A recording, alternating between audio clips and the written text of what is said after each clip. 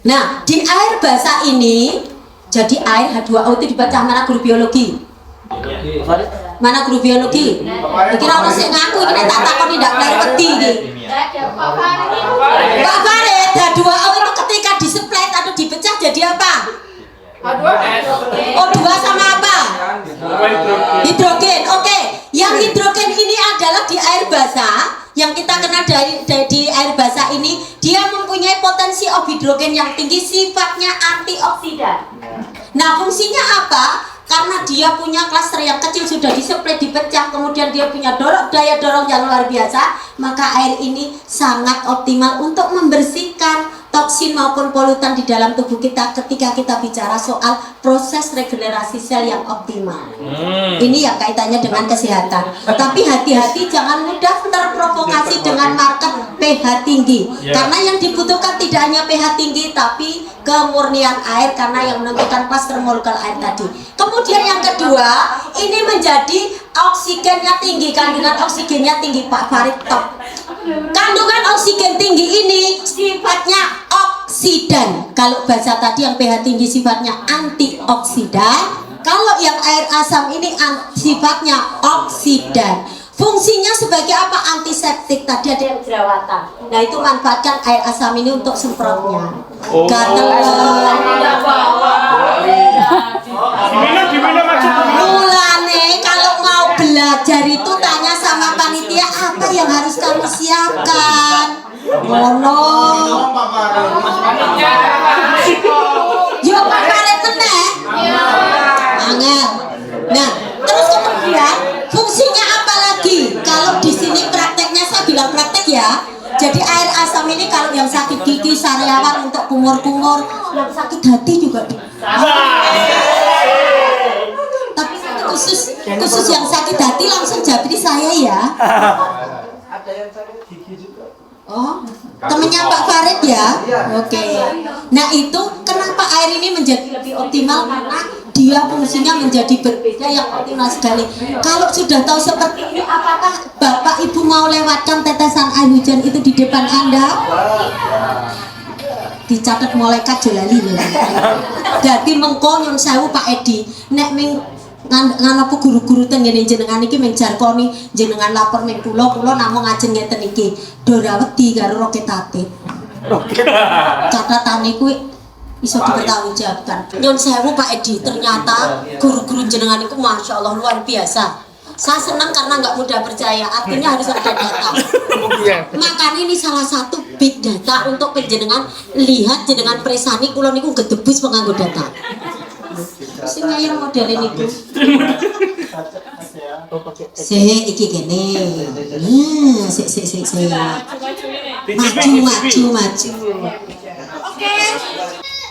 172. Ini by data. Jadi silahkan membantah, tapi ada juga menggunakan data kalau mau membantah.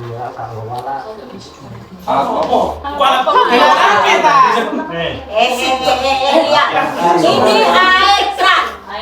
Masih ada yang bawa air? 116.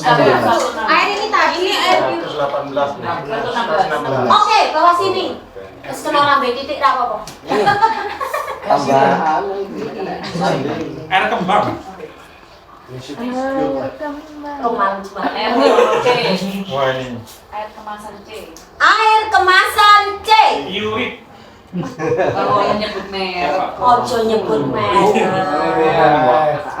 Air kemasan P. 171. Oke. Sekarang air keran. Oke, sekarang terakhir air hujan.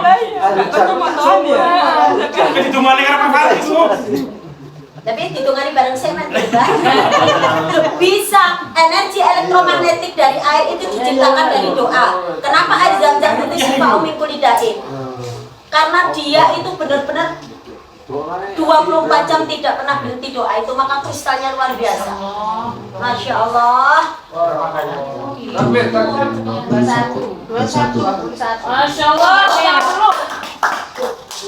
Itu tadi air apa?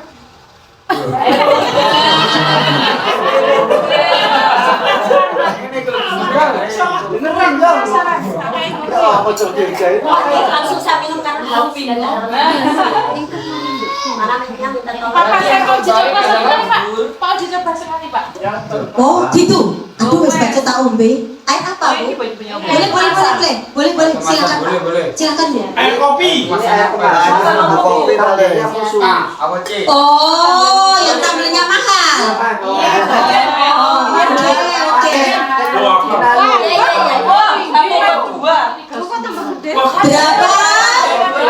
Mulanya aja korban marketing.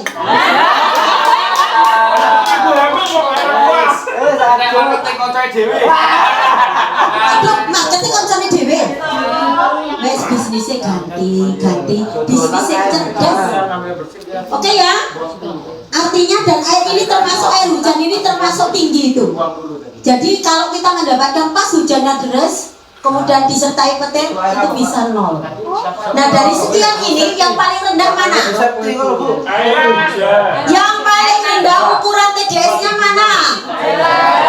Air hujan gratis apa berbayar? Berarti Anda selama ini sudah cerdas belum? Mau berubah? Bolehkah langsung begini air hujan? Boleh, tapi tetap dilewatkan dulu karena Surabaya sudah polutan udaranya juga sudah lumayan. Lewatkan dulu SOP-nya dipegang Bapak. Mau langsung mau begini juga boleh. Dan ada lagi pertanyaan? Surabaya enggak? Siap. Nampung airnya. Bukan. Atau di tempat yang terbuka. Sekalipun di tempat terbuka, tetap dilewatkan dulu karena polutan udara itu mewarnai di atas juga mewarnai udara. Satu. Yang kedua, kalau nampungnya langsung berkahnya dapat sedikit. Kalau nampungnya dari talang berkahnya dapat banyak. Maka pilihan Anda menentukan kecerdasan Anda. Masya Allah. Biasa di luar. Lanjut ya. Oke, silakan. Sebetulnya bukan pengobatan, tapi pemulihan. Bagaimana yang ada masalah ini kita bersihkan. Konsep air ini satu, dia akan membersihkan polutan dalam sel-sel kita. Yang kedua, dia akan membawa segala nutrisi dan oksigen kita itu pesto di dalam seluruh jaringan tubuh kita, tipis dan roto. Karena nutrisi kita ini dibawa masuk oleh air yang klaster molekulnya bisa masuk ke sel. Sebaik apapun nutrisi, ketika yang membawa nggak bisa masuk maka nggak akan optimal. Mulanya dong ngendek dadi asam aurat yo ngono kuwi. Gisine apik, ketara nek gisine apik ning salah yen jika alat transportasi. Hawang cukup nganggo pit biasa kok nganggo moge men ketara keren. Ayo ora bener. Oke. Yang ketiga fungsinya, air ini berfungsi menghidrasi sel. Tidak semua air mampu menghidrasi sel. Indikasi kalau kita terjadi dehidrasi sel adalah Anda mudah capek. Karena hidrasi sel ini dia sangat berpengaruh di dalam peredaran darah kita. Tanggal 2. Apa ini motivasi saking begini belajar itu akan mempengaruhi. Oke. Yang keempat, bagaimana air ini berfungsi tadi untuk membersihkan polutan, kemudian membawa nutrisi ke dalam sel tubuh kita. Yang ketika menghidrasi, bagaimana dia berfungsi menjaga keseimbangan suhu tubuh kita. Ini kuah udah tak salaman deh, udah kurang banyak nih. Karena ini akan mempengaruhi Pak. Di proses regenerasi sel ini dibutuhkan kebutuhan air yang 70% ini. Ketika kurang nanti yang akan diambil adalah di cadangan-cadangan kita. Di tulang misalnya, maka orang-orang sering terjadi pengeroposan tulang hanya kurang minum air. Cadangannya dihabiskan, terjadi defisit di cadangan. Oke lanjut next. Udah jam berapa ini? Oke lanjut. Konsep menabung ini yang semua saya sampaikan Pak. Tadi ketika bicara manajemen kebutuhan air, silahkan di konsep menabung ini diperhitungkan benar di SD Muhammadiyah 4. Oh saya dengan 1000 siswa, saya harus menampung sekian selama musim kemarau. Itu di konsep manajemen. Nah, termasuk bagaimana nanti di penyimpanan, di menabungnya, termasuk konsep bagaimana memperhitungkan ini, itu di konsep menabung. Oke? Oh jadi kalau dengan 6 bulan kemarau dipengke per hari 1000 liter. Nah itu tampungannya ketemu sekian, harus bikin seperti itu. Sepakat ya? Oke. Nah termasuk nanti dengan mohon izin, saya tidak tahu lokasi di SD Muhammadiyah 4 ini dulu rawa atau tidak? Karena di daerah-daerah rawa tidak mungkin kita kasih biopori sama sumur resapan. Maka yang cocok di daerah rawa, karena Surabaya beberapa nutup rawa loh ya. Nah itu yang cocok adalah dengan vegetatif nanam. Gitu, bersyukur memanfaatkan apa yang di sekitar kita agar tidak jadi masalah. Jadikan anak-anak ini agen untuk pengurangan risiko bencana. Jangan sampai Anda justru memicu bencana di sekitar Anda. Salam Harujan. Salam